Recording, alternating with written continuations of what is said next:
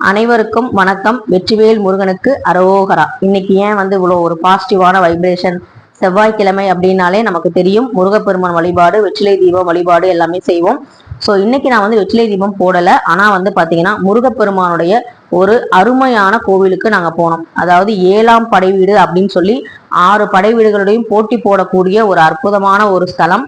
அங்கே பார்த்தீங்கன்னா சைவம் வைணவம் ரெண்டுமே இருக்கக்கூடிய ஒரு அற்புதமான ஸ்தலம்.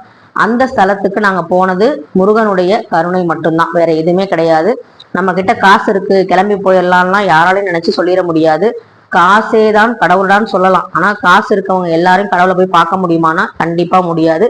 இதை எத்தனை பேர் ஆமோதிக்கிறீங்க அப்படின்னா கண்டிப்பா கமெண்ட்ல ஓம் முருகா அப்படிங்கறத சொல்லுங்க, இல்ல ஓம் சரவணபவான்னு சொல்லுங்க. இந்த மாதிரி காசு இருக்கிறது காசு இல்லாதது அதெல்லாம் பிரச்சனை இல்லை. மனசுல நம்ம யாரை அதிகமா நினைக்கிறோம், மனசுல நம்ம என்ன நினைக்கிறோம், நம்மளுடைய எண்ணங்கள் தான் பாத்தீங்கன்னா நம்ம பிரபஞ்சம் நமக்கு கொடுக்கும். நான் நல்லா இருக்கேன், சந்தோஷமா இருக்கேன், உனக்காக நான் பூஜை பண்றேன் அப்படின்னு சொல்லி நம்ம பண்ணும்போதே நமக்கு பாசிட்டிவான வைப்ரேஷன்லாம் வந்துடும். ஸோ பாத்தீங்கன்னா நான் நல்லா இருக்கேன் அப்படின்னு நான் சொல்லும் போது நீ நல்லா தான் இருக்கேன்னு பிரபஞ்சம் நமக்கு திரும்ப சொல்ல போகுது. இல்ல எனக்கு மட்டும் ஏன் இப்படி நடக்குது, எனக்கு மட்டும் ஏன் இப்படி கஷ்டம் வருது அப்படின்னு நம்ம புலம்பணும் அப்படின்னா உனக்கு கஷ்டம் தான் வரும். அதான் பிரபஞ்சத்தோட ஒரு அதாவது நியூட்டனின் 3ஆம் விதி மாதிரிதான். நம்ம என்னென்ன செய்யறோமோ அதுக்கு எதிர்வினை தான் நமக்கு வரும் அப்படிங்கிறதா உண்மை. ஸோ அதனால பாத்தீங்கன்னா நம்ம நல்லதே நினைப்போம், நல்லதே நடக்கும். இன்னைக்கு நல்ல விஷயம் தான் பாத்தீங்கன்னா நம்ம வீடியோல நம்ம எப்பவுமே நல்ல விஷயங்கள் தான் சொல்லுவோம், பாசிட்டிவான விஷயங்கள் தான் சொல்லுவோம். அதுல இன்னைக்கு பாத்தீங்கன்னா நம்ம நிறைய கோவில்கள், முருகன் கோவிலுக்கு போயிருப்போம். நான் முதல் முறையா இந்த கோவிலுக்கு போயிருக்கேன். ரொம்ப ரொம்ப சந்தோஷமா பாத்தீங்கன்னா இந்த கோவிலை பத்தி சொல்ல போறேன். ஸோ வீடியோ மிடில் பாத்தீங்கன்னா உங்களுக்கு இந்த எந்த கோவில் அப்படிங்கறத அந்த வீடியோ கிளிப்பிங்ஸ் எல்லாமே காமிச்சிருக்கேன். இந்த கோவிலோட வரலாறை பத்தி நான் சொல்றேன். அதுக்கு முன்னாடி அந்த வீடியோ பார்க்கறதுக்கு முன்னாடி நீங்க இது தெரிஞ்சுக்கோங்க. காமதேனு அப்படிங்கிறது நம்ம எல்லாருக்குமே தெரியும், அது ஒரு பசு. அந்த காமதேனு பாத்தீங்கன்னா ஒரு நாள் நாட்டுல ஒரு பஞ்சம் வரும்போது அவருக்கு சாப்பாடு இல்லாம மாமிசத்தை சாப்பிட்டாங்க. அப்ப பாத்தீங்கன்னா சிவபெருமான் கோவப்பட்டு அவங்கள சபிச்சுட்டாங்க. அப்ப பாத்தீங்கன்னா சிவபெருமான்கிட்ட வேண்டி வணங்கி ரொம்ப மன்றாடி அவங்க கெஞ்சி கேட்டதுனால சாப விமோசனமா மல்லிகை காடு இருக்கிற தோட்டத்துல நீ போய் தவம் பண்ணி இது உனக்கு ஒரு விமோசனம் கிடைக்கும் அப்படின்னு சொல்றாங்க. அந்த கோயில்ல போய் பூஜை பண்ணுன்னு சொல்றாங்க. அப்ப பாத்தீங்கன்னா காமதேனு அந்த கோயிலுக்கு அந்த ஸ்தலத்துக்கு போறாங்க. அங்க பாத்தீங்கன்னா மல்லிகை காடு தான் இருக்கு. ஏற்கனவே நம்ம சேனல்ல முல்லைவனநாத சுவாமியை பத்தி நம்ம போட்டிருக்கோம், முல்லைவனநாதரை பத்தி போட்டிருந்தோம். இப்ப மல்லிகை இவங்க இந்த கோயிலோட தலை விருட்சமே பாத்தீங்கன்னா மல்லிகை செடி தான். ஸோ பாத்தீங்கன்னா அங்க இருக்காங்க. அப்ப பாத்தீங்கன்னா அவங்களுக்கு அந்த சிவபெருமானை வணங்கி இருக்கும்போது அவங்களுக்கு பாத்தீங்கன்னா பால் சுரக்குது. அது பாத்தீங்கன்னா குளத்துல அந்த நீராடும் போது கலக்குது. அதான் இப்ப பார்க்குளம் அப்படின்னு சொல்லி அதை சொல்றாங்க அந்த கோவில்ல. எத்தனை பேர் இதை கண்டுபிடிச்சிட்டீங்க கோவில் அப்படிங்கிறதையும் கமெண்ட்ல சொல்லுங்க. இந்த செகண்ட்ஸ்ல அதாவது இந்த நிமிஷத்துல எப்ப கண்டுபிடிச்சிங்களோ அதை கமெண்ட்ல சொல்லுங்க. ஸோ ரொம்ப சந்தோஷமா பாத்தீங்கன்னா காமதேனு அவங்க சாபவிமோசனம் பெற்றுட்டாங்க. அதுக்கப்புறம் பாத்தீங்கன்னா வசிஷ்ட முனிவர் அந்த பால்ல பாத்தீங்கன்னா பால்ல இருந்து அந்த குளத்துல இருக்கிற அந்த பால்ல இருந்து இருக்கிற வெண்ணெய் மூலமா சிவலிங்கத்தை வடிக்கிறாரு. அதை வடிச்சு அவங்க இறைவனை வணங்குறாங்க. வணங்கி முடிச்சதுக்கு அப்புறம் அந்த சிவலிங்கத்தை எடுக்கலாம்னு எடுக்கும் போது எடுக்க வரல, சிக்கிக்குது. இப்ப சிக்கல் ஆரம்பிச்சிருச்சு. ஸோ பாத்தீங்கன்னா அதனாலதான் அந்த ஊருக்கு சிக்கல் அப்படிங்கிறது பேரு. சிக்கல் சண்முகநாதர் அப்படின்னு கேள்விப்பட்டிருப்பீங்க. தில்லானா மோகனம்பால்ல சிவாஜி கணேசன் சாரோட பேரு, நாதஸ்வர வித்வான் அந்த கேரக்டரோட பேரு. அங்க இருக்கிற சிக்கல் சிங்காரவேலன் கோவிலுக்கு தான் நாங்க போயிருந்தோம். ரொம்ப ரொம்ப ஒரு அருமையான சந்தோஷமான ஒரு மன நிம்மதி கொடுத்த ஒரு அற்புதமான கோவில். நம்ம சிக்கலையெல்லாம் தீர்க்கக்கூடிய ஒரு ஸ்தலம்.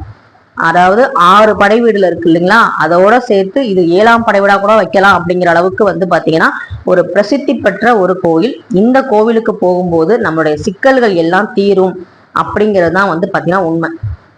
இந்த கோவிலை பாத்தீங்கன்னா நிறைய வரலாறு, ஒரு வரலாறு சொன்ன பாத்தீங்களா, அதே மாதிரி இந்த கோவில்ல தான் சிங்காரவேலனுக்கு நம்ம அன்னை வேல் நெடுங்கண்ணி அப்படிங்கிற அம்பாள் இங்க வேல் கொடுத்தாங்க. போன உடனே அன்னைக்கு கிருத்திகை முத ஒரு முருகன் கோவிலுக்கு போறோம், நம்மளோட லீவு நாள்ல தான் போறோம். ஆனா கிருத்திகை மாலை, ஞாயிற்றுக்கிழமை மாலை தான் தொடங்குச்சு அப்படின்னு சொல்லி நான் கேலண்டர்ல பார்த்துட்டு தான் போனேன். சரி பெருசா நமக்கு பூஜை எதுவும் பண்ண மாட்டாங்கன்னு நினைச்சா நமக்கு மேல முருக பக்தர்கள் அங்க உட்கார்ந்து அரோகரான்னு பாக்குறாங்க. உள்ள நுழைஞ்ச உடனே உற்சவருக்கு வள்ளி தெய்வானையோட சேர்த்து அபிஷேகம் ஆராதனை பண்றாங்க. இதை விட என்ன புண்ணியம் நம்ம செஞ்சிருக்கோம் அப்படிங்கிற மாதிரி எனக்கு அங்க தோணுச்சு. ஸோ எனக்கு எது சந்தோஷம் அப்படின்னு என் கணவர் நினைச்சு என்னை சர்ப்ரைஸா வந்து கூட்டிட்டு வந்த இடம் தான் இந்த சிக்கல் சிங்காரவேலனை பாக்குறதுக்கு. இந்த சிக்கல் சிங்காரவேலன் எப்படி இருப்பார்னா, சிவபெருமானுக்கும் அந்த அம்பாளுக்கும் அன்னைக்கும் தந்தைக்கும் நடுவுல இருப்பாரு. அதனால இங்க குழந்தை வரம் வேண்டும் நினைக்கிறவங்க இந்த கோவிலுக்கு போகும்போது நிச்சயமா வந்து குழந்தை வரம் கிடைக்குது அப்படின்னு சொல்லப்படுது. இந்த கோவில்ல திருச்செந்தூர் முருகனை வேல் வாங்கிட்டு அந்த அசுரனை வந்து சூர சம்ஹாரம் பண்றதுக்காக இங்க அந்த அம்மா கிட்ட வேல் வாங்கிட்டு போனதுதான். அந்த சிக்கலை தீக்கிறதுக்காக சிக்கல்ல இருந்து வேல் வாங்கிட்டு போனவர் தான் நம்ம சிங்காரவேலர். ரொம்ப ரொம்ப அருமையான கோவில். சைவமும் வைணவமும் கலந்து இருக்கிற ஒரு அற்புதமான கோயில். எல்லா கோயில்களையும் சிவன் விஷ்ணு எல்லாருமே வந்து சேர்ந்து இருக்க மாட்டாங்க. ஒரு சில கோவில்ல தான் இருப்பாங்க. ராமேஸ்வரத்துல நான் பார்த்திருக்கேன், பெருமாளும் இருப்பாரு, சிவனும் இருப்பாரு. அதே மாதிரி இங்கேயும் நான் பார்த்தேன். ரொம்ப ரொம்ப சந்தோஷமா இருந்துச்சு. இதுல இருந்து என்ன தெரியுதுன்னா, நம்ம தான் வந்து பாத்தீங்கன்னா இவங்க பெருசா, சிவன் பெருசா, விஷ்ணு பெருசா, முருகர் பெருசா, விநாயகர் பெருசா, ஆஞ்சநேயர் பெருசான்னு அடிச்சுக்கிறோம். கடவுள்கள் யாருமே அப்படி அடிச்சுக்கல. இந்த கோவில்ல எல்லாருமே வந்து இருக்காங்க. உனக்கு என்ன தெய்வம் வேணுமோ நீ வேண்டிக்கோ, என்ன வேணுமோ வர வேணுமோ வாங்கிக்கோன்னு அவங்க சொல்றாங்க. அதுதான் வந்து கடவுள். கடவுளோட நிலை அடைகிறதுலாம் வந்து சாதாரண விஷயம் இல்ல, அது ரொம்ப ரொம்ப பெரிய விஷயம். இங்கதான் சிங்கார சண்முகநாதர் இருக்காரு. இந்த இடத்துல சூரசம்ஹாரம் ஐப்பசி மாதம் நடக்கும்போது அந்த இடத்துல வேல் வாங்கிட்டு அவர் வந்து திருச்செந்தூர் போகும்போது இங்க இருக்கிற முருகருக்கு அதாவது கர்ப்ப கிரகத்துல இருக்கிற அந்த கருவூலத்துல இருக்கிற முருகனுக்கு வேர்க்கும் அப்படின்னு சொல்றாங்க. வியர்வை துளிகள் வந்து பனித்துளி மாதிரி முகத்துல கன்னத்துல வந்து இருக்கும் அப்படின்னு சொல்லப்படுது. ஸோ இந்த மாதிரி வந்து அதிசயங்கள் இன்னமும் நடந்துகிட்டு இருக்கு அப்படிங்கறதான் உண்மை. ஸோ இந்த விஷயத்த, இந்த முருகனை நீங்க தரிசிக்கிறதுக்கு இந்த வீடியோ பதிவு ஒரு காரணமா இருக்கு அப்படின்னு நீங்க நினைச்சீங்க. உங்களுக்கு சந்தோஷமா இன்னைக்கு செவ்வாய்க்கிழமை சிக்கலை தீர்க்கக்கூடிய சிங்காரவேலனோட தரிசனம் வந்து நான் வந்து காமிச்சிருக்கேன். இது உங்களுக்கு பிடிச்சிருந்தா கண்டிப்பா வந்து வீடியோவுக்கு ஒரு லைக் பண்ணுங்க. அதே மாதிரி கமெண்ட்ல ஓம் சரவண பவான்னு சொல்லுங்க. என் வீடியோ நல்லா இருக்கு, நீங்க நல்லா பண்றீங்க அப்படிலாம் நீங்க சொல்ல வேணாம். என்ன கடவுள் நம்ம வந்து வீடியோல போடுறோமோ அந்த கடவுளோட மந்திரத்தை கமெண்ட்ல எழுதுங்க. எவ்வளவோ வந்து மோசமான சில பேர் கமெண்ட் எழுதுவாங்க.